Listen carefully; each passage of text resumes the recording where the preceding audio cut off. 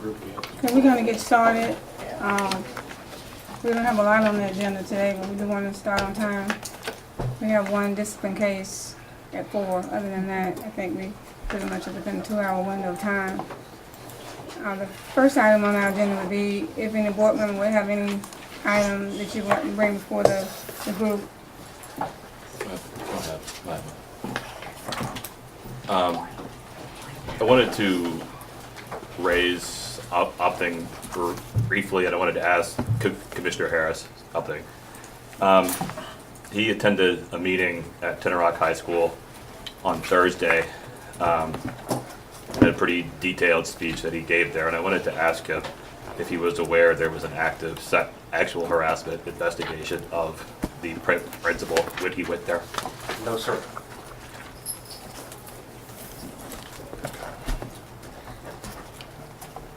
Is that it? Yeah. Ms. Ellis? Oh, I just, I don't know that any board members were aware, were they? We haven't been notified of such. I was. Oh, you were privileged to the information, we weren't? Next item. Actually, there's one other thing I'd like to follow up. There is also a second investigation of that principal from 2010 that I would encourage every board member to read. I have read it. I think it's pretty significant. Should be available in the investigation folks' office. And I guess my response to that would be, that's 7 years ago, and I would imagine that if there was anything that we should be aware of that the staff would have told us by now. I would hope and pray they would have. I was not aware that an investigation was going on either. We need to just let the investigation take its course, and then whatever the results are, and we need to wait for those results to come before us. Ms. Jackie, you want to add anything to that? No, I don't think staff has completed the investigation. Have they completed? Okay. Okay. Ms. Ellis, you have Oh. something? I know with the news of the hurricane, I was just wondering, I had just mentioned to you, if there was anything, are we being considered an evacuation site or anything? Because it could be either coast, but we're in the center of the state, and it's a pretty huge hurricane. Yes. Two schools, right, so far? So we have, we met this morning. We got a call yesterday that there was a meeting this morning. So we met this morning with EOC, Mr. Davis, Mr. Small, transportation team, myself, and that EOC actually is, they should be at level 2. They activated to a level 2 today for the county. Looking at the projection of where it's coming, it's looking, right now it's projected to come right up the middle, which would be right at Polk County. As I was listening to the news in there earlier, it's taking a path, what they were saying of Donna in 1960, which from what I hear, Donna came right through Bartow, from what they were telling me. So that's the path it's taken right now, every indication. So we are preparing. We have another, Rob will be at the 5 o'clock meeting with EOC. We're looking to have a full activation of EOC by Friday. As far as what's happening with schools, and I'll be making another announcement in my statement this afternoon. I will know better. I want to get a better handle tomorrow. I'm going to meet with the commissioners as we're all getting together with all the commissioners, and so we can have a conversation on what we're doing as a county. And Pete is going to get that scheduled for me tomorrow as well.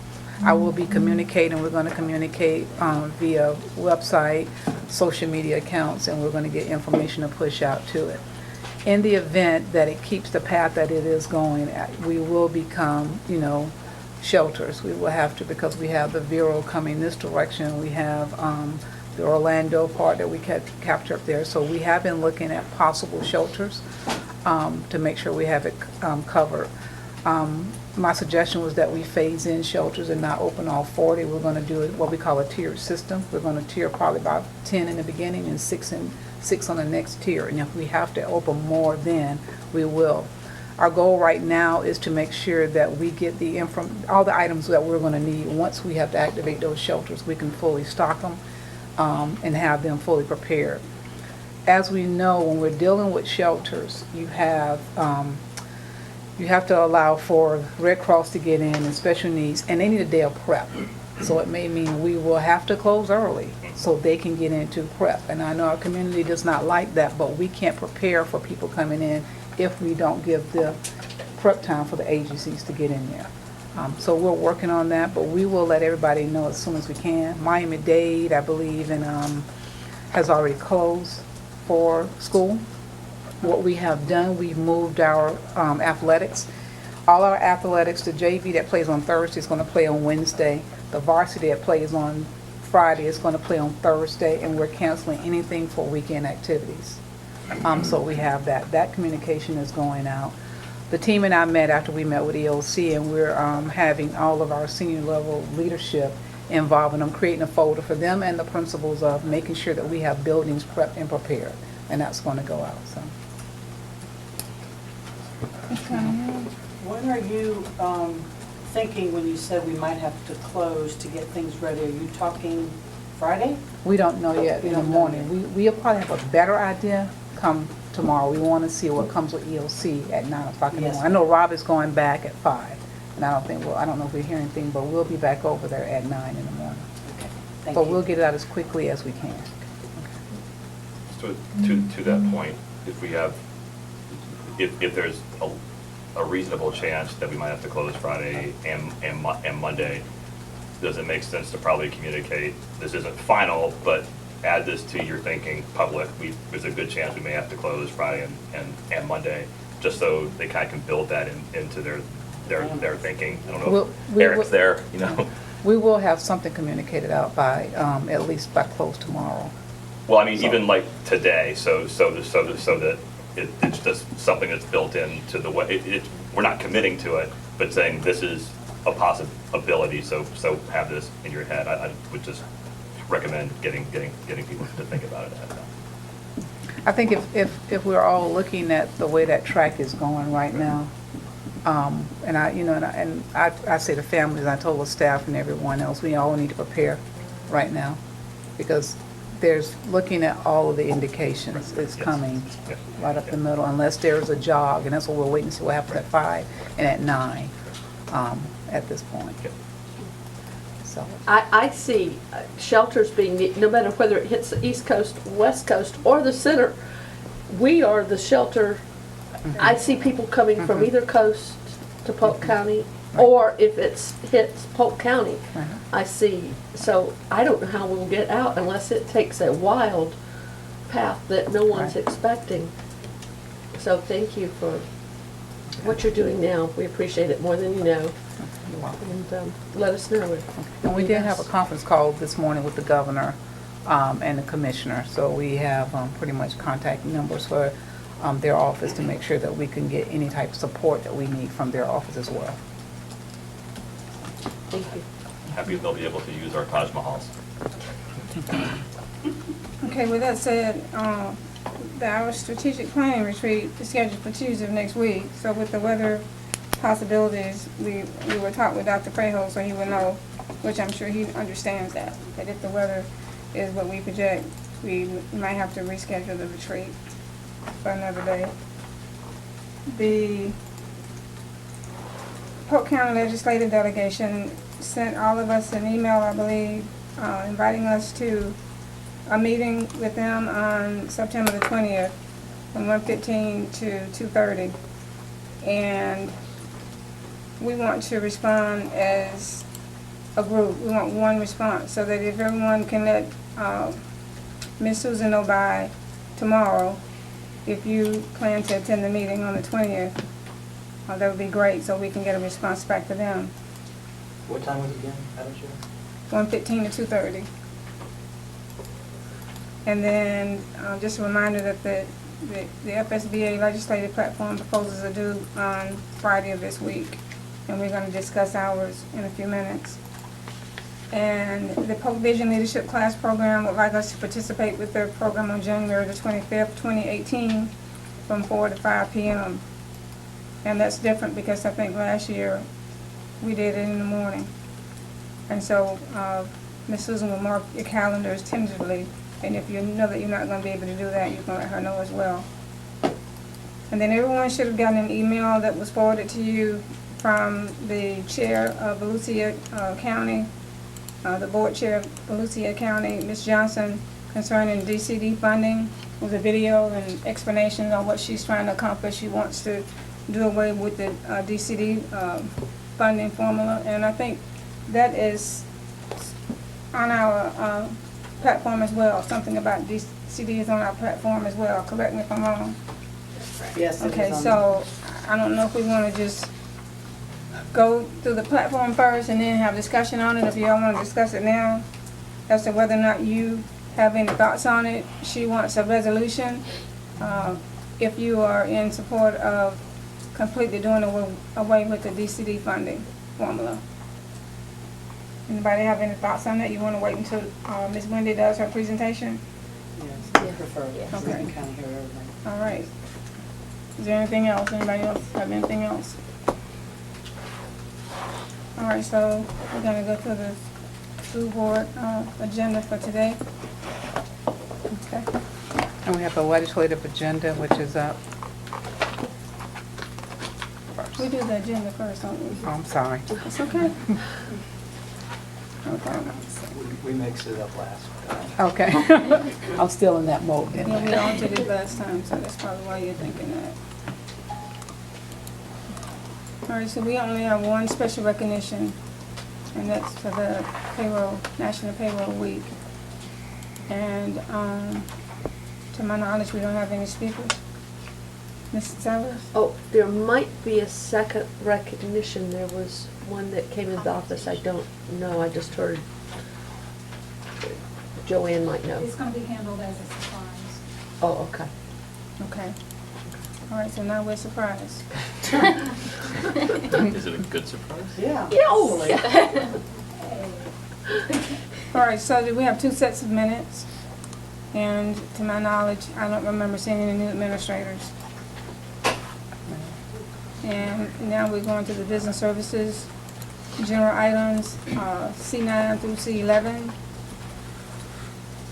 C12, C13 through C15, C16 through C19.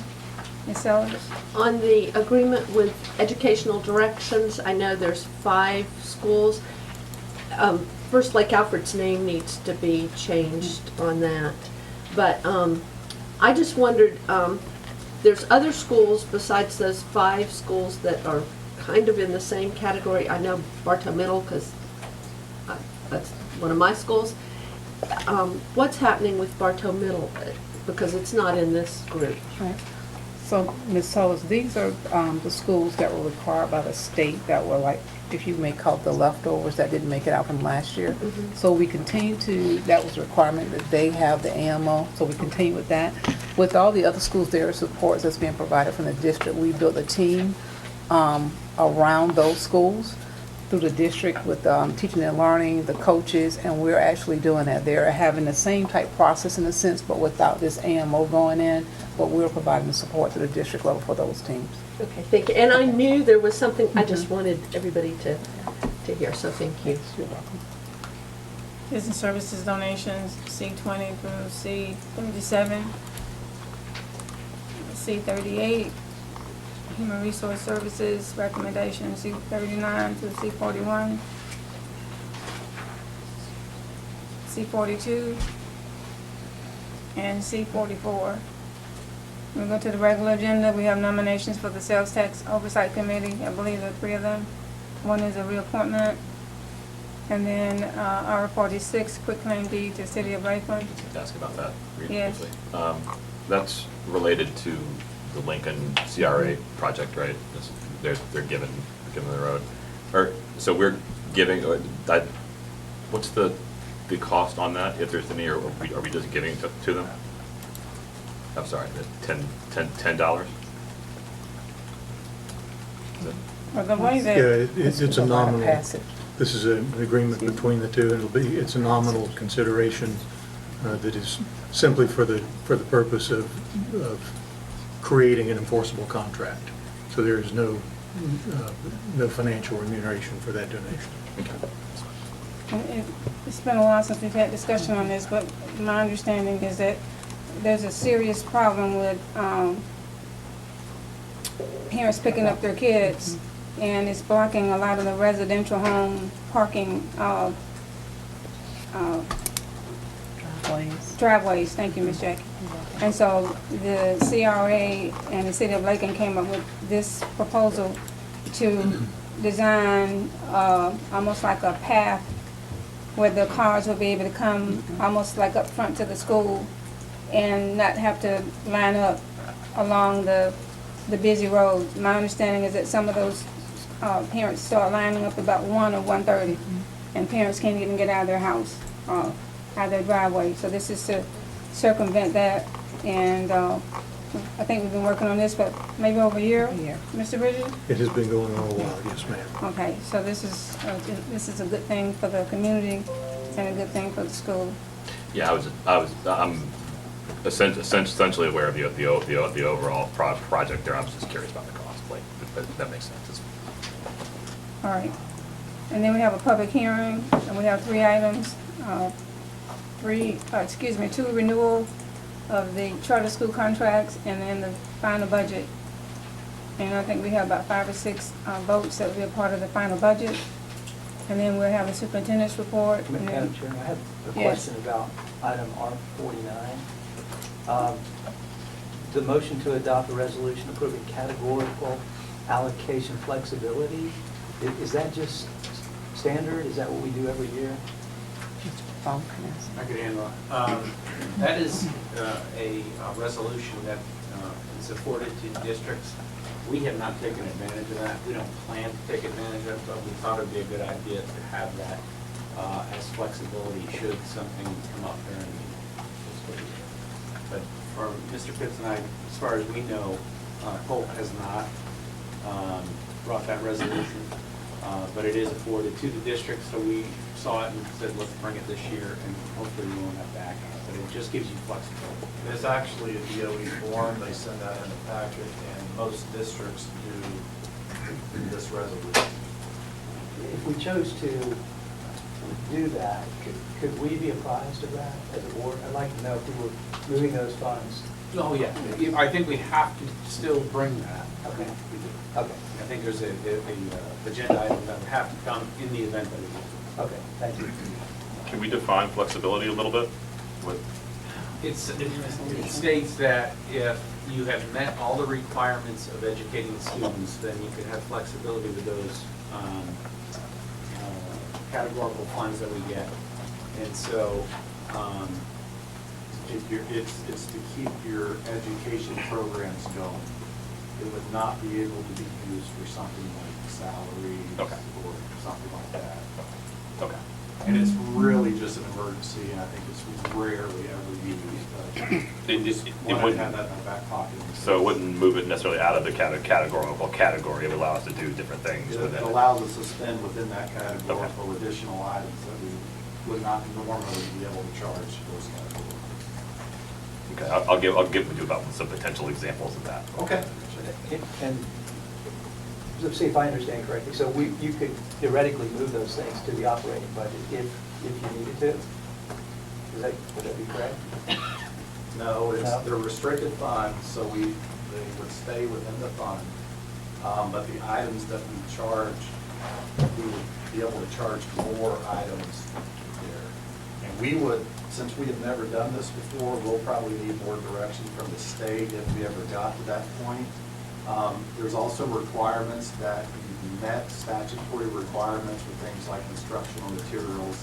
You have to wait till March 1st. But it's just an option in our back pocket if an emergency arises this year. And we will bring it prior to. Ms. Cunningham? Yeah, and if I'm not mistaken, it kind of outlines that in the resolution itself. If you read through it, it kind of gives the different examples of what and how much and so forth. So I encourage everybody to read through that. All right, and then we have the superintendent's report and the board members' report. And any speakers that's speaking on any item that's not on the agenda. So we're done.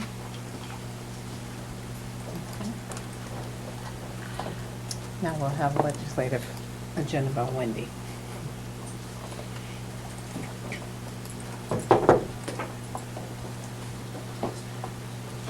Good afternoon. Good afternoon. The item that was posted was a draft of some items, of some bullets of things we've been talking about over the summer. And I've tried to encapsulate them into items that could be put on the legislative platform. And so are there any questions, or did we want to move right to the DCD item? Ms. Cunningham? I just want to publicly state that I'm not necessarily at this point in time in favor of eliminating that requirement for passage of the general knowledge exam for certification. I asked Wendy how this one came about, and she explained that, but I'm not sure, based on my knowledge right now, that that's a good thing. So I just need further exploration before I could go ahead and support that. I want to be able to have the opportunity. It's the first time I've seen this, to get with teachers and other folks around the county. So anyways, just want to say that, since that's the first one up. Ms. Reynolds, and Ms. Sullivan. On that one, I don't think it was an elimination. I know this says eliminate the requirement, but when we had spoken, it was looking at either reducing, because the passage rate is so low, looking at why the passage rate is so low and why it's a $200 test as opposed to 25 or 50 like it used to be. So I do want to make sure that, because I think the document you sent us last week, it was worded a little bit differently, because it wasn't a total elimination. Platform, we had included it under Ms. Reynolds' name on that document. And I think that we did at the time say modify the cut scores and the costs. Right, I'm yeah, good with those that. are, that's So I can what change this to reflect what that was. Okay, thank you. That would be more in line with where I was going, but okay. Ms. I was Sullivan, going to Mr. say the Harris. same thing as Sarah Beth. I like the language that she has on, that we're submitting to the state, and I would rather see that language here too. I'll change this so that I'll just copy and paste that. Perfect, thank you so much. Mr. Harris?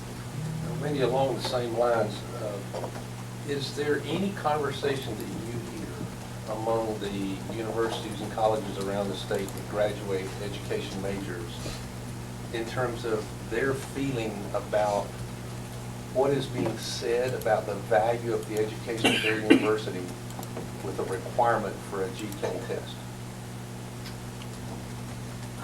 I haven't had any conversations with anybody regarding that, but that's not necessarily folks that I have been.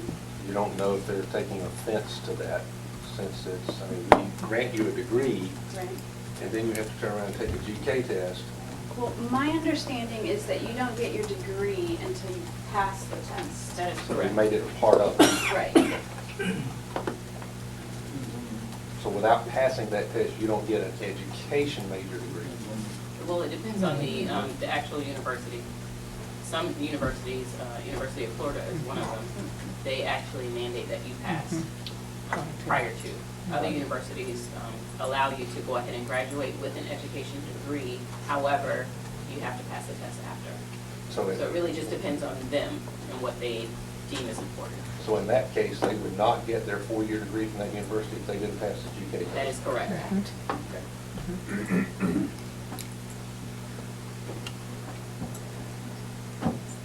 Are you gonna talk about the DCD? I think we should.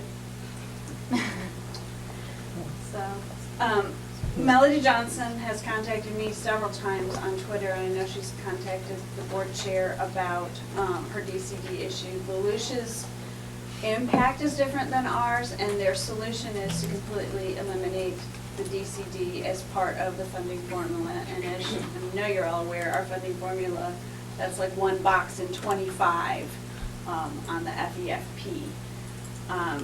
Their issue is that only 12 districts benefit from it, and everybody else loses from it, which is correct.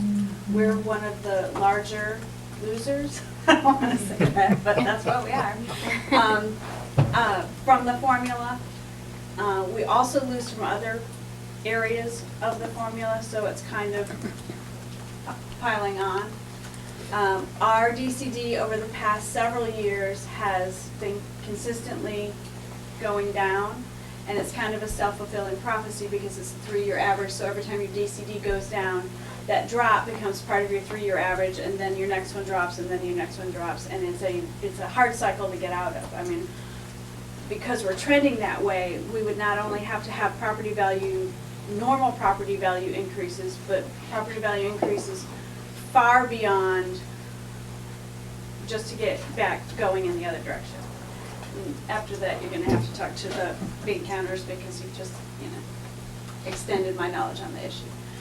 But their solution is to eliminate it. We've talked on this document about not allowing anybody go below 1. So the districts that need a bump would get a bump above 1, but nobody would be funded below 1, so that you don't have these. Right now there's a $3,000 difference between the highest funded district in Florida and the lowest funded per student. And that used to be a $500 difference. So because of factors like this, you've got this huge gap between what everybody gets, and what we're trying to do is narrow that gap so that it's more like this, So that was the reasoning for the suggestion on the platform. But I think that other boards have had Ms. Johnson come in and speak to them, and kind of, our contact has been through Twitter and looking at her infographics and stuff like that. And so I think that she probably has more data and information to share that's, that you might be interested in. But her board meeting is the same day as ours, so she never would be able to come at a work session. We would have to have a special time set aside if we wanted to hear from her, where she would come. Ms. Sellers? I like what we're saying, not going below 1, because then the state has to be deliberate. This past year, we lost $10 per student because of our DCD. Well, that's very quiet, and the state can sort of hide it. They advertise that they gave everybody money. Well, they didn't. But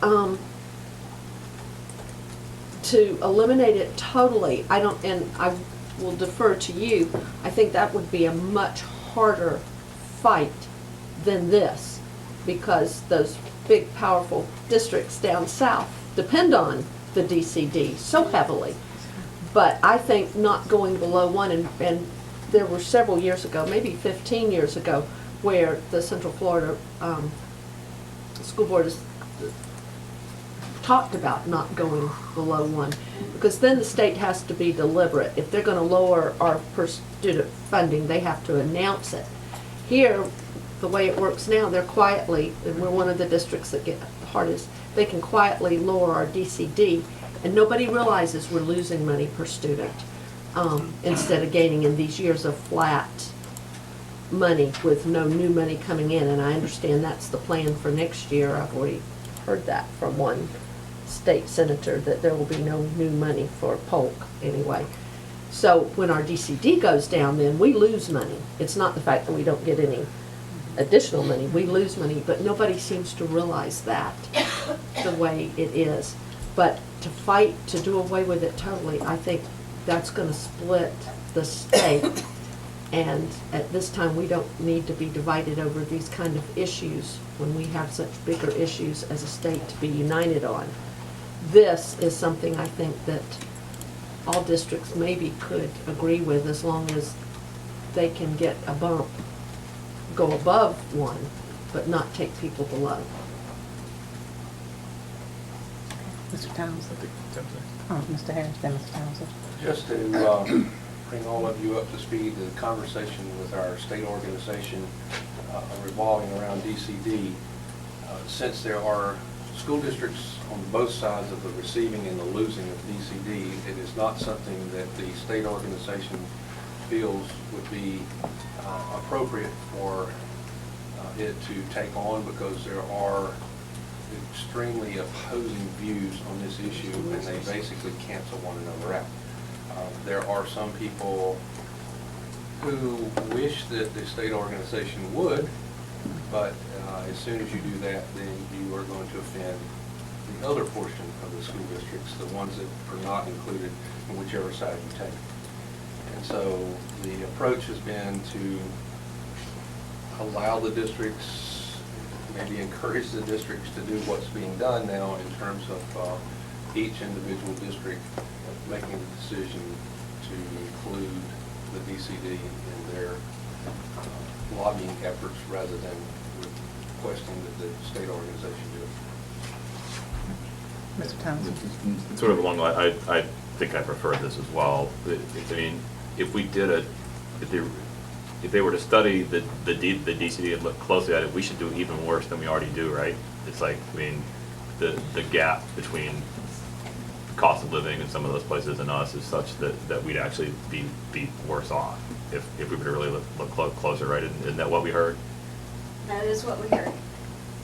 I don't know that for. Yeah, I mean, there's crazy math that goes into all of that, but I think it probably is a better sell to set a baseline and then reward Dade County or Broward for, they have real, cost of living issues there and all of that. So I mean, I think that makes sense. The other thing I think we ought to add in there, and maybe the second bullet covers this, but I'm not sure that it does. The what is this? The 0.5 mil, right? It's the one that was available to us in 2008. They got taken away. I understand they're not going to do it, but I think it's a political thing. It's important for us to signal we're willing to take the responsibility for ourselves, and they won't give it to us.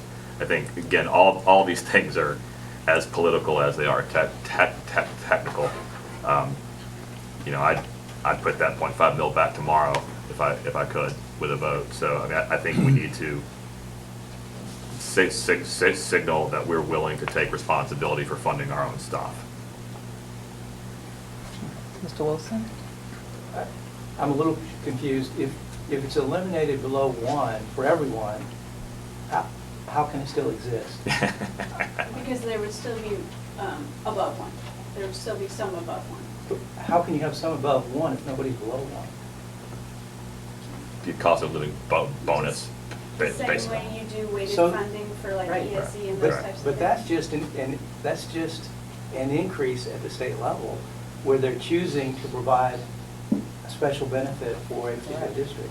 Right. They have the ability to raise more taxes than we do. So, I mean, I'm not sure what, my point is this, I think it should just be eliminated and completely and let each county keep the revenues they generate locally. Sending our revenue somewhere else, I think is not a reasonable solution. Well, do you want to talk about donor counties? No? No, thank you. Can I take a shot at that first, Wendy? Again, I think this gets back to the political aspect of this one. I mean, in a vacuum, you're right. We don't live in a vacuum. I think putting it this way says to our big friends, we recognize you guys have unique cost of living challenges. We're not here to fight you. Just like what Tim just said, there's a division at the state or organizational level. If we go, let's go eliminate it, then we're taking a side against fellow districts, whereas this kind of accentuates the problem, and it helps us get at the problem a bit more. So I mean, I think, without trying to get into Wendy's head or whoever wrote this head, I think that's a fairly political framing that I support. So I think that's how I would say it to you. I mean, if that's what we see it, I'm fine with that. I won't argue against it, but I don't think so. I think we're going to see it that way no matter how you state it. So I think it just is cleaner if you say eliminate it. Well, then maybe eliminate it and replace with Yeah, something that recognizes, that's all. Eliminate and replace with a more equitable system. Yeah. Going Ms. back Cunningham. to what you said, I don't think we want to do that, because if you eliminate it, then they go through and they try to do a new study, and then there we go. Right. Haves and the have-nots. Right. So I think this is the least offensive way maybe to present it to say, we all want to be equitable, and then if there is a bonus, and I don't know the technical term for how Miami-Dade, Broward, et cetera, gets a little more, let them come up with that. Right, right. I think that is the issue. Is this acceptable language to some of the folks who are also opposed to this? Are we kind of, I guess my question is, are the districts who want to see this happen, are we all kind of on the same page with it? I wouldn't say that. I think Okay. that everybody kind of, because everybody gets impacted by it in a different way and for a different reason. You know, Volusia's issue is that their workers work in different counties and then pay for housing in Volusia. And that's not necessarily our issue, and that's why their DCD is affected. And so there are, you know, everyone's impacted in a different way for different reasons.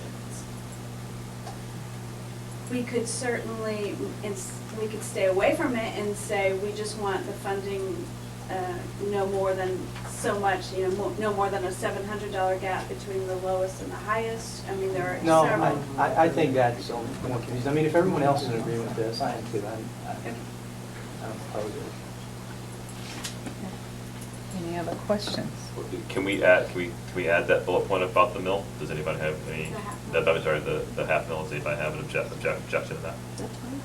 All right, that's a good idea. No, I just wanted to clarify, is that the capital? The capital, the 2 mil. So that It would used be to under two. number 4. Yeah. Right. It would be a bullet under number 4. Okay, whichever, yes. Okay, and then the only other thing that I wanted to bring up was after this was published, it occurred to me that we really need to talk about the unconstitutional provisions that are in 769 and put something on here that just says we want those provisions eliminated from the statute. Would that be all right with the board? So, I mean, we wouldn't have to be in this suit if they would just fix those problems. And so that would be the, you know, the contract issue with the charter schools, the sharing of the capital outlay, the schools of hope going without school board approval, those types of, just the unconstitutional provisions. So how are you gonna phrase that? Yeah, could you come up with something first and then send it to us? Yeah, 'Cause when I I hate bring to it say- back for the board meeting. Yes. I will do that.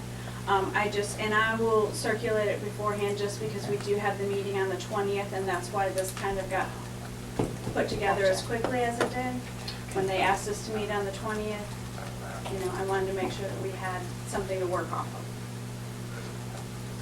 Okay? All right, thank you.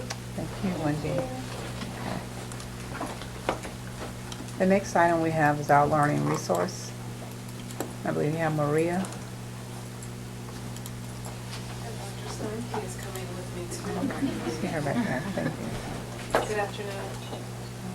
Good afternoon. Okay, so we're here to talk about the services that the Learning Resource Center, commonly called LRC, provides to a variety of different programs. And 7 of those programs fall under Teaching and Learning and federal programs, so that's me. And then 2 of them fall under Learning Support and ESC, so that's why Dr. Stanky is here. And these programs and these services are a team effort.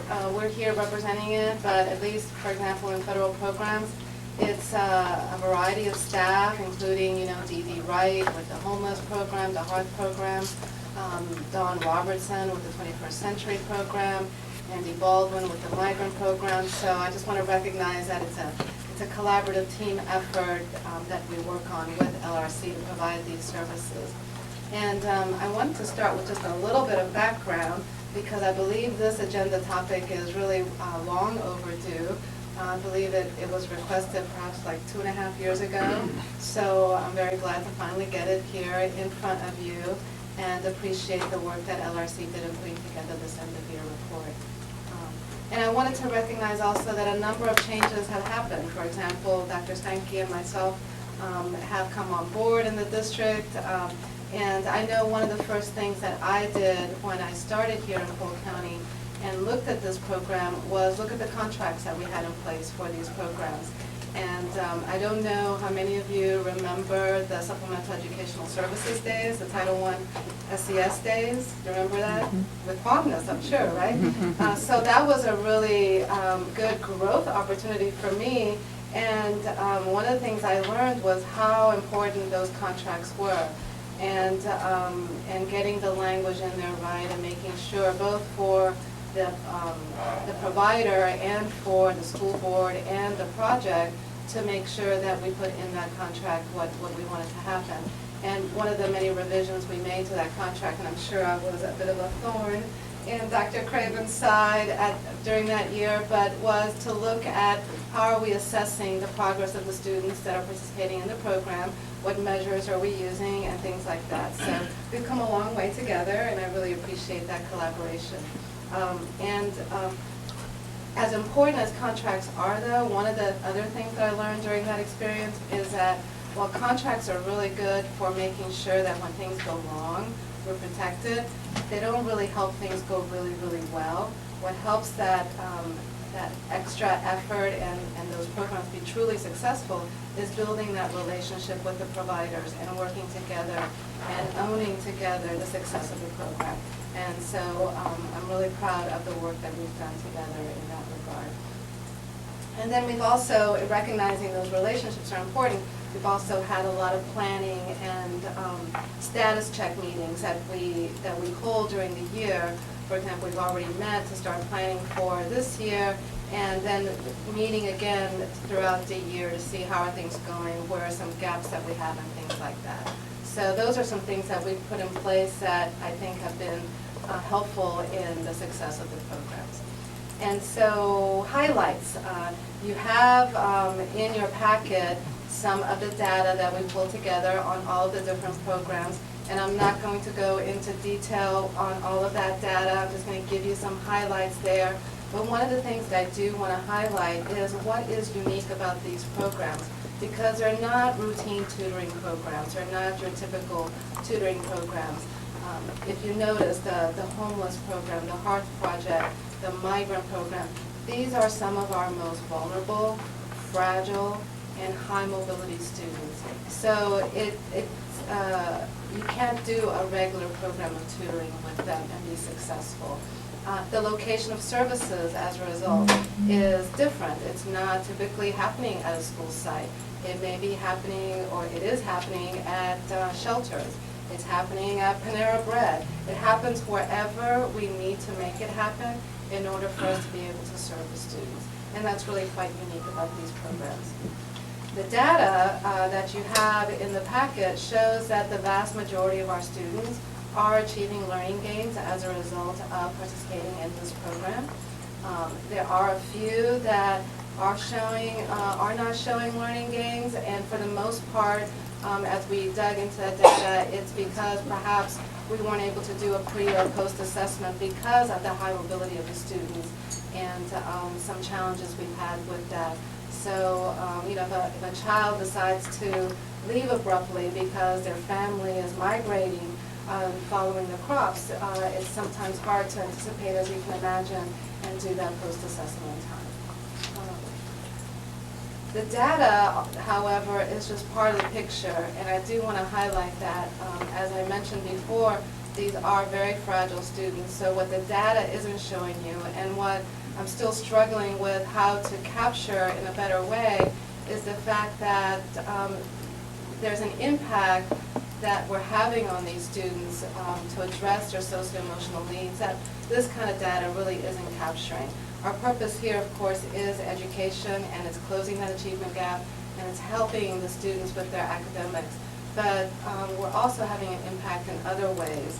For instance, you're a child, you're a student, and everything in your life may be completely uprooted. You don't have your bed. You don't know where you're going to be in a week, right?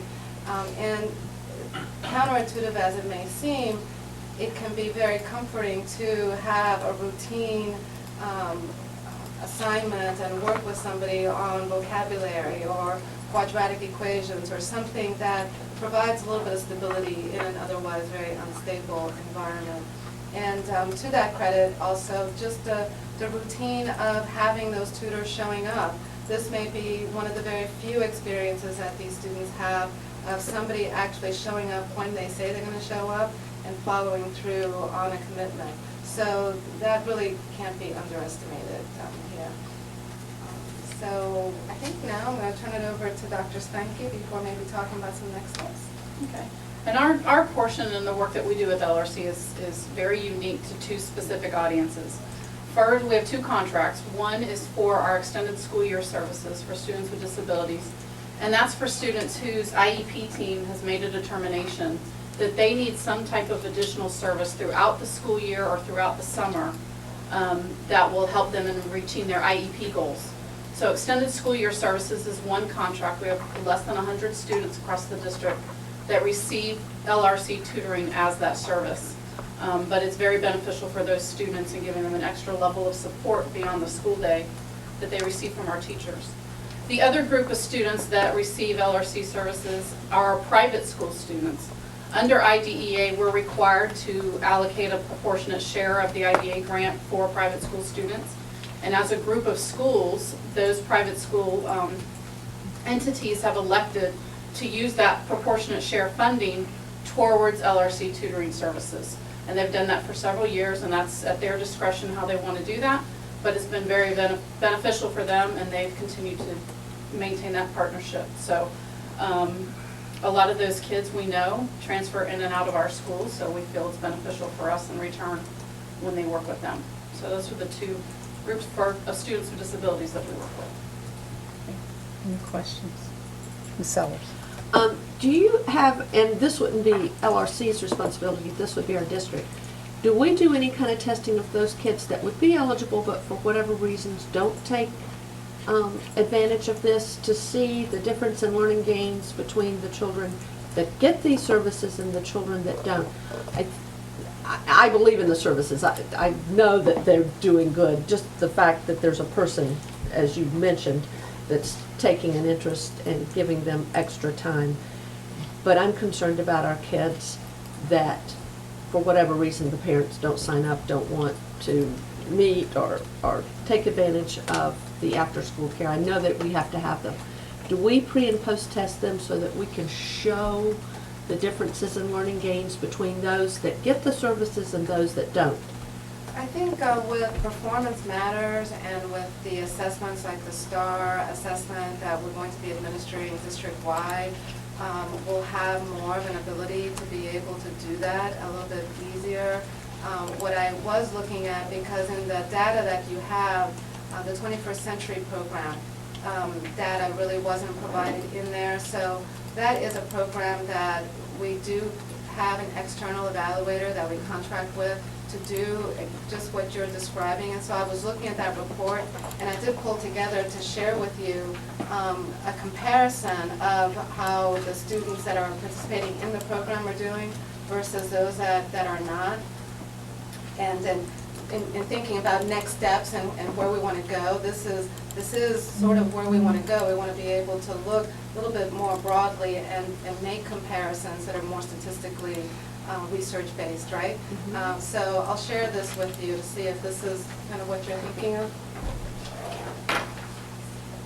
And I really, because I want people to understand when some of our children don't get extra help, how difficult it is to make those learning gains so many times. And I can tell you, on the students with disabilities side, the short answer to that question is no. We don't do any comparison data like that. For the private school students, we wouldn't. Yes. Because we're not responsible for that. On the public school side of it, because it's an IEP service, and it's just a portion of ESY, there would be so many other factors that go into that you couldn't pinpoint directly that because they didn't take LRC, they didn't meet their IEP goals. Well, I understand it's a little different with ESE, Yeah. but for our regular kids, Right. we have children that fall through the cracks, and it's not sometimes for lack of us trying, but for whatever reason, they don't get the services, and I really think that that would be important for everybody to see. Yeah, and like Dr. Sankey was saying, we have these programs. There are lots of other programs too that we do for tutoring, right, that don't involve LRC. And so you're absolutely right. And these are more programs that, for the vast majority of them, are ones that we do through set-asides that are set up in our project application, for example. House Bill 7069, for example, references some of those district-level set-asides that we're required as a district to do. The neglected and delinquent, the homeless, the private school. So these are meeting those particular needs, but you're absolutely right, there are so many other students with these very similar needs that don't happen to fall into these set-asides. And so usually we use Title I funds at schools, and the schools themselves provide those extended learning opportunities.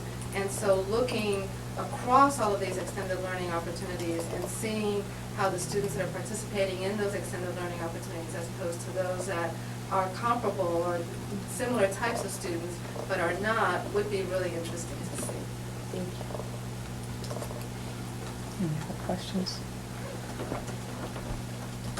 Okay, I wanted the team, and this is long overdue, and Dr. Long was correct, but I wanted them, at first we had an information item, but I think I wanted to make sure they walk you through this so that we understand we have these grants and these funds and what's actually occurring at the sites. So, and we'll make sure that we can provide this update to you more timely, and so it won't be 2 years lagging anymore. Ms. Jackie? Yes. I was looking at this, and it seemed to me like the most frustrating part of this for the Learning Resource Center, and they can correct me if I'm wrong because Ms. Pam is here, is the post-testing. Being able to do the post-testing because of the kids leaving or just not having them accessible. Is that pretty accurate? Very accurate. So you're looking at a homeless child or a child who's in a shelter. We never know how long they're going to be there. They don't know how long they're going to be there. And they don't really tell us, next week we're going to be moving out. In the same way with some of our migrant children. So with the STAR program, we too are looking for that as having something substantial. Really give us that pre and post. Has more of a progress testing modality. The other benefit it's going to have is it'll free up so that we spend less time in the program and in the tutoring sessions doing assessments that we were already doing in the district, and free up that time to actually work with the students. So it'll be a win-win. Correct. Any other questions? Thank you. That concludes our meeting. Have it. For this one, is it 4 or 3? 4. Joanne, do you have it for these? I think we have a parent that's gonna be here. We do have a parent? I thought he said we did have a parent. We have two parents. Two parents? Two parents. Or two people. We have one no case. for Only one discipline. case. We have no one for discipline. Oh, no one for discipline. We only have one case We have today one for the case. board to vote Right. on. No parent I has thought she requested said to speak. Two, yeah. Yeah. You meant for the regular board He- meeting. Right, he emails only one case, but no parent has Okay. requested to speak. Okay. No parent. So, do we want to still meet at 4, or you want to have me move it? No, 4 is fine. 4 is fine? Okay. Okay. Anything else? All right, that concludes our meeting. Thank you.